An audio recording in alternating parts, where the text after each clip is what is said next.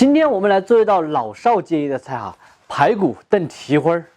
刮洗干净的猪脚来给它宰一下。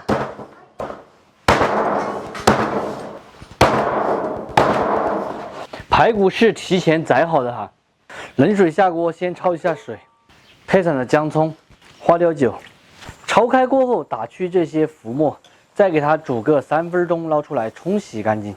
另起锅来一丁点的油，下蹄花和排骨，先用大火给它爆炒一下，丢一点姜葱，烹一点花雕酒，加水，先把里面的排骨给它夹出来。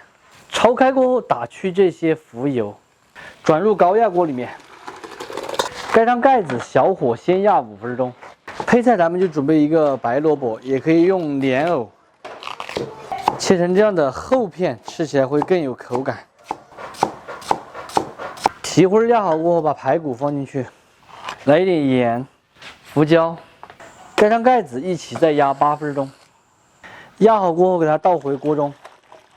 姜葱夹出来不要，下萝卜，烧开过后再给它煮个10来分钟，把萝卜煮趴、煮熟就行。来打一个蘸水，蒜末、葱花、香菜、味精、酱油、毛毛醋，再来上一点四川特色的香辣红油。萝卜煮好过后，给它来上一点点味精，活转的就可以关火出锅了。看到没有？正儿八经的是汤鲜入烂。并且我已经提前给小朋友舀了1碗起来，他明天中午的口粮：蹄花、排骨、萝卜。最后给他撒一点性感的葱花，美味继承。先吃一个清甜的萝卜，火候刚刚好，一定不能煮太趴了，太趴了就没那么好吃了。有点回去，烫到了吧？不要去摸这个，还在烫。不烫，烫。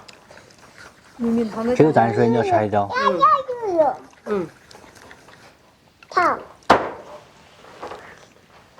好香啊！排骨，排骨，排骨，排骨，白骨，说清楚，白骨，排骨。还有蹄就有，烫。这个排骨和蹄花不能一起炖哈，因为它们的时间是搭配不起来的。蹄花要稍微多炖一会儿。你自己吹一下。安逸得很。爸爸这里啊？